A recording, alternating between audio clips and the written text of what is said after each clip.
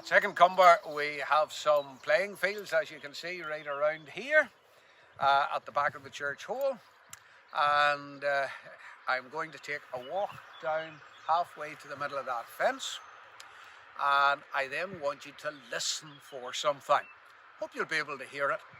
So I'll head down, and if you join me in a second or two.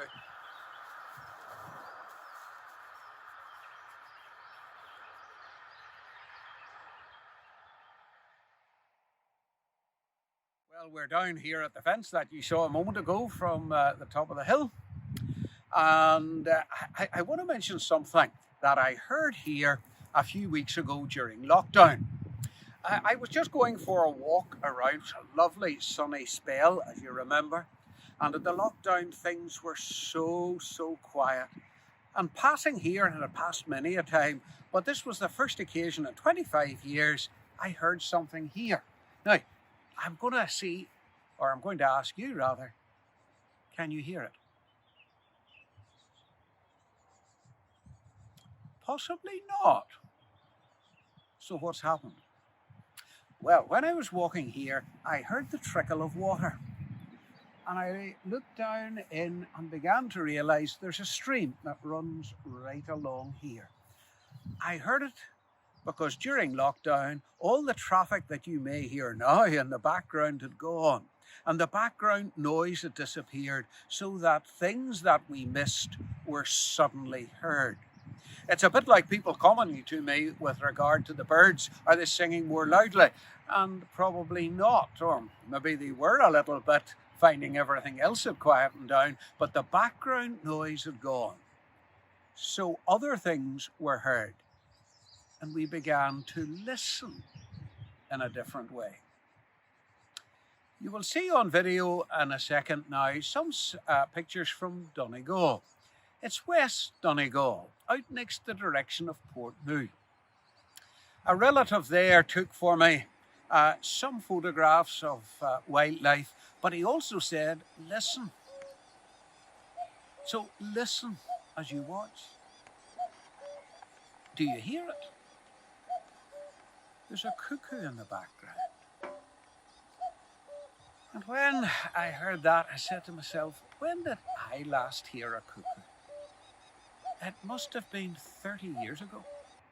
It was in my last congregation where the manse was outside Temple Patrick, away up on the hill. So you were withdrawn from the main traffic, and on a quiet day, on a quiet Sunday in particular, you could listen and you could hear the wildlife sounds.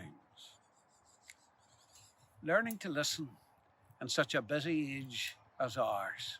And I wonder, as things start to come back again, will we forget what we learned a few weeks ago, how to start to listen? There's a passage in the Bible in 1 Kings chapter 19. It tells us about Elijah, a prophet, someone whom God used to speak into the nation. And Elijah found himself exhausted after what we might call a great spiritual battle, or a time of being used by God that exhausted him, amongst other things. And we read he was very depressed. Even that comment can be a help to us in life. Because I say to myself, well, if a prophet by God with great faith in God ended up with depression, then some of the rest of us needn't think we're greater than Elijah and his faith. Because it can hit anyone at any time. And recently, think of Mental Health Awareness Week. That was drawn to our attention. But that was the situation for Elijah, and God spoke into it and basically said to Elijah, you need a break. And he took Elijah out of the situation. Elijah, you need something to eat and you need quietness. And that happened to him, and he was built up and he was able to come out of that difficult time. The next point was that God wanted to speak to him, and Elijah had to learn to listen. And we read that there was a great wind and storm, and the question, well, was God's voice there? Then there was earthquake. Was God there?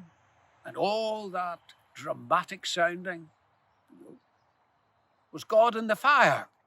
which caught the imagination. No, we read these words, God was in the quiet whisper. See, Elijah had to learn to listen for God and to God again.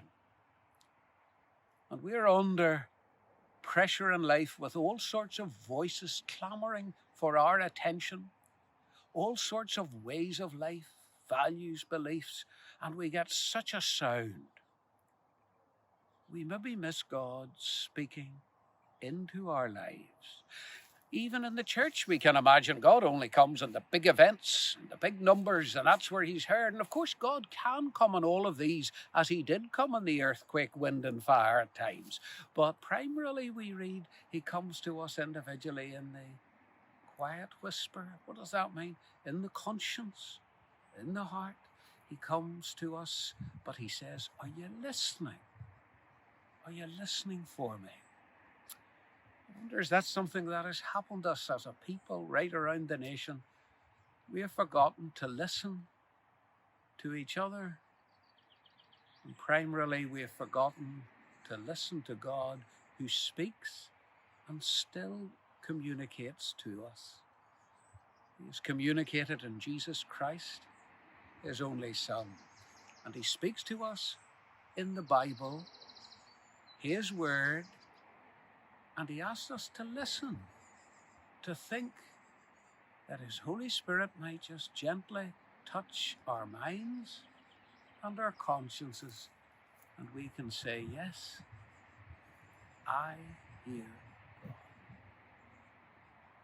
So, I'll keep listening for this stream.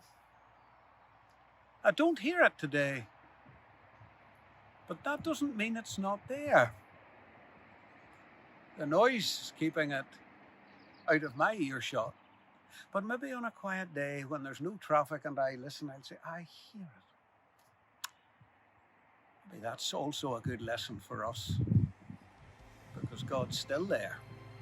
But can we hear him?